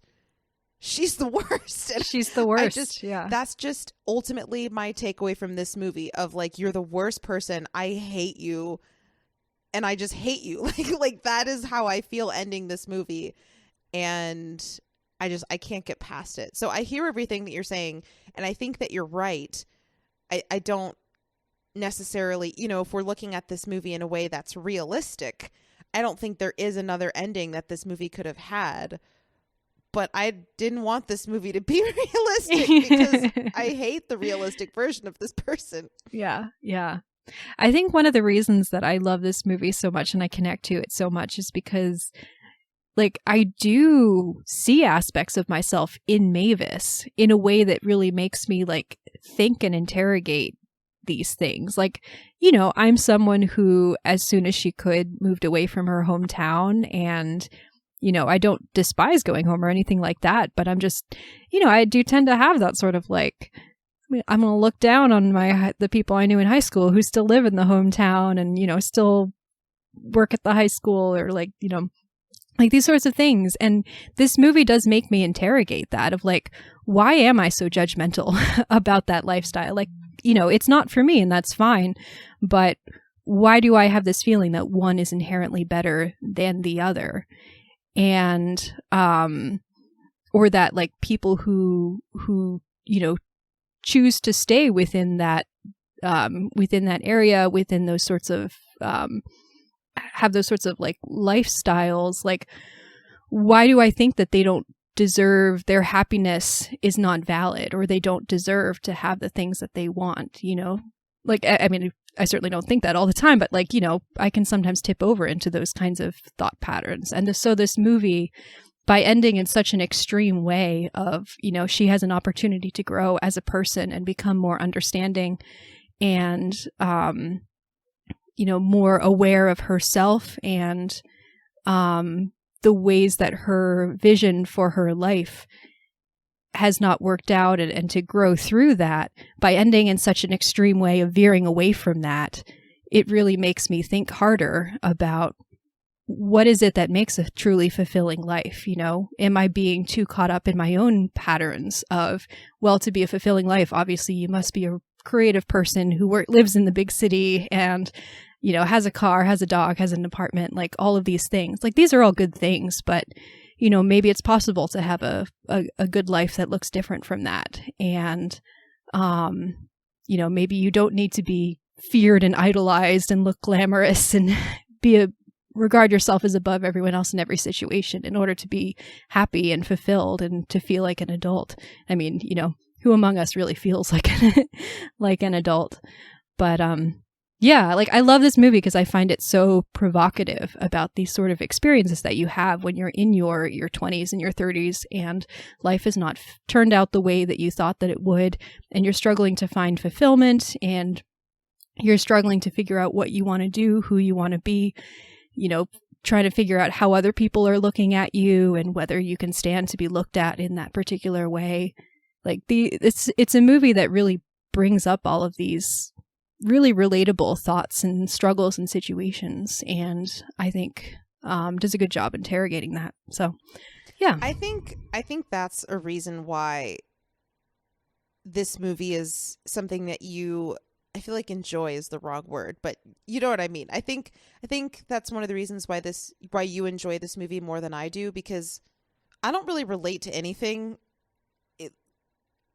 from this protagonist or really from Matt either. Like, I think it's just a combination of a lot of things. I think part of it is that I grew up in a big city, and so I don't really have this dynamic of leaving the hometown to go somewhere bigger and dreamier, because it's like that's just where I've always been. So I don't really connect with that. I also, kind of like you asked before about high school, like I don't really care about like I'm like, it happened, cool, I had some great friends, like it was a good time, but I've moved on. Like so I feel like, I don't know, I'm not really a person that dwells on the past. I'm a person that lives 100% in the future, which has its pros and cons for sure. But I'm always like, what's the next thing? What can I do to change? How can I be better? How can I make my life better? How can I make things different? And I might not be able to accomplish those things, but I always have some sort of motivation or hope that like I'm working towards something better. I'm moving in the direction of something better. And if I'm not, I'm going to do my best to change my circumstance. And so I kind of live inside of my own bubble in that way, which again has its own pros and cons. But I feel like this movie ends in a way that ultimately is extremely hopeless. And I fight against that really hard in my life. I try really hard not to have a hopeless outlook. And if I do, I try to do what I can to get to a new phase of my life where I don't feel that way. And so I think this movie is just a struggle for me because I don't really relate to what is happening here in so many ways. I'm just like, everything this character does, I would do the opposite. Like everything I would do the opposite. Like I just, you know, so because of that, it's very hard for me to connect with it. Similar to what I was saying about you with Breaking Bad. It's like, I just hate this character so much. And because of that, I don't relate to them at all.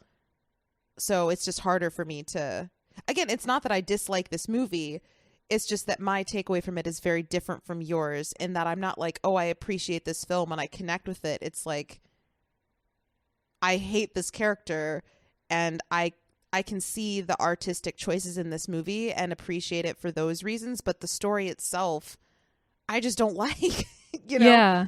It's not that it's a bad story. It's just, for me, I don't like it. It makes me really unhappy. That makes total sense, knowing you and where you're coming from and the way that you connect with movies. Because I feel like we've had this conversation a lot, where I am often fascinated by characters where I don't necessarily relate to them in the sense that I think I'm just like that, but there is some darkness within that character, something that makes them villainous that is compelling to me. Whereas I feel like for you, you find it a lot harder to relate to a character that you relate or connect to a character that you find truly villainous, if that makes sense. Yeah, but like that kind of drives me. Character too. What'd you say? It also depends on the character too, you know? Yeah. Are there like examples of like truly villainous characters where you're like, this person is bad, but also they speak to something in me and I find it really compelling? Walter White. Well, okay, Not yeah, fair enough. I would cook crystal meth, but there's definitely things about Walter White. I would say Don Draper as well. You know, there's quite a few out there. But I don't know why I'm only thinking of TV shows right now. But you know, and I even think about things like, you know, like Pulp Fiction. There's a lot of terrible people. A lot of terrible people in that movie. Yeah. but I love them for some reason. But that movie's also a lot more fun than this movie, in my opinion. Pulp Fiction isn't depressing, in my opinion. But anyway, yeah, it just it depends on lots of different things. Like, what's the vibe of the story and all of that. But anyway, that makes sense. Yeah. All right, so moving on to the awards and that this movie received. So it did not get any Oscar nominations, which is a shame, especially costume design. It deserved it. No, some acting definitely could have gotten in there. Screenplay. Charlize Theron does not get nominated enough. She really does not. Kind of bothers me. Yeah, that's fine. I should have looked up like what did get nominated this year, because I don't remember 2011 being a particularly great year for Oscar nominations, but I'm not going to look that up now. However, this movie did get nominated for the Golden Globe for Best Actress. It also got Critics' Choice Awards nominations for Best Actress, Best Supporting Actor, and Best Screenplay. So it got some recognition, even if it wasn't Oscar recognition. Critical response for this movie was very good. Metacritic has it at 71. Rotten Tomatoes has it at 80%. And I've pulled two critical quotes, or critics' quotes about this movie. So the first is Dan Coy from Slate magazine, and he writes, "What I enjoyed most about Young Adult is how it functions as an anti-romantic comedy. Scenes from the rom-com playbook, meet cute, the big confession, the first kiss, the pep talk from a friend, turn skewed and absurd thanks to Mavis's appalling lack of self-awareness. Audiences aren't likely to embrace Young Adult. After the screening I attended, everyone in the elevator other than me was visibly angry about the movie they just watched." Did I write this review? I know. But I admired Young Adult for its chutzpah and Theron for her go-for-broke performance. Most of all, I rejoiced in Diablo Cody's deft, funny, angry script. Where Juno hid a conventional story under its jargon-studded, ostensibly subversive surface, Young Adult is genuinely radical and hamburger phone-free. I'm happy that Cody has mined her own obsessions with teenagedom and her experience of being a minor celebrity and turned it into something spikier and more uncompromising than I would have expected. I'm keeping my fingers crossed for Cody's happiness, but boy was I fascinated by Mavis's misery. I almost completely agree with that review. That was great. Good. Yeah, I really like that one. I love the idea of everyone getting off the elevator just being so angry about what they just watched. That's why it's fun to see movies in the theater. Yeah. All right, so the other review I pulled is from Lisa Mullen on the BFI website, and this is a movie where I actually really disagree with what she's writing, but I thought it was really an interesting take. Because I think she's kind of misinterpreting the movies. Well, I'll just read it. So she writes, she's writing about the ironic contrast between Mavis and Matt. And she says, "It gives the film its unusual texture. It makes the first two acts fascinating and cathartic to watch.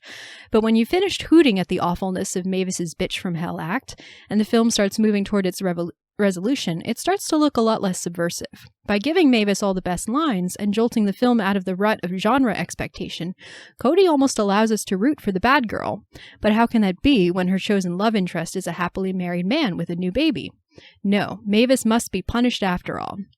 She must be exposed as a fake, even her hair is a cheat, and put back in her fictional box. Instead of frail flesh and blood, she becomes an Aunt Sally, there to embody the fears of proper, normal husbands and wives, to be repeatedly knocked down and then ritually killed. Like Glenn Close in Fatal Attraction, she's the predatory single woman as monster. A monster with jokes, a monster with a gradually revealed backstory, maybe, but a monster all the same. I think she missed the point. Yeah. Okay, I'm glad it's not just me, because I'm she is a monster, but aside from that, I'm like, I don't know if I agree with this. Yeah, she's definitely a monster, but I think that she's sort of misinterpreting the way that the movie is I don't think this movie is rooting for her at all. Yeah, it's not rooting for her, but it also, I think the film itself has empathy for Mavis, even as it's, kind of presenting her delusions very honestly. So I don't think it becomes as cartoonish as this review presents. Anyway, I just thought that was interesting.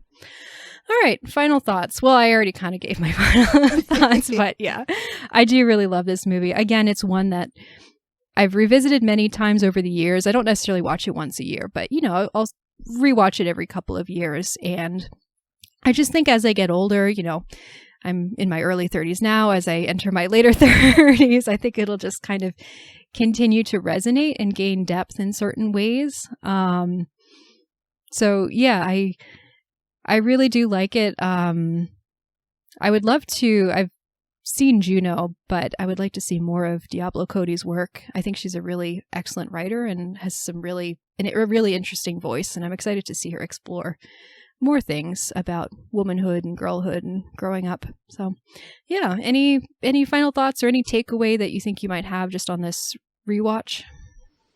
Honestly, just kind of like that review said, I'm angry. This movie made me mad. And I don't think that's a bad thing. I think that means the movie was successful in terms of the emotions that it was trying to communicate. But that being said, I definitely came out of this. I was like, well, I'm not happy. Yeah. It did its job. It was provocative. Exactly. Yeah. All right. Well, thank you everybody for listening, and we'll see you next time. Bye. Bye.